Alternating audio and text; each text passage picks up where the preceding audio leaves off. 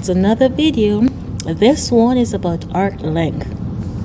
The formula is 2 times pi times r times your angle over 360.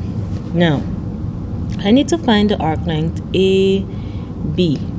Alright, so I have 2 times pi times, what is my radius? 5 centimeters. Alright, open bracket.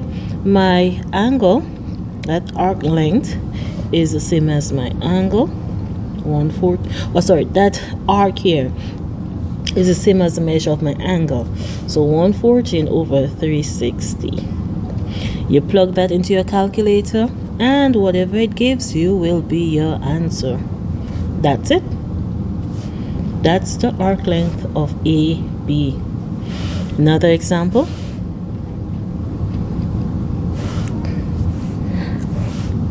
We have the radius, we have the angle, so we do 2 times pi times the radius times your angle over 360.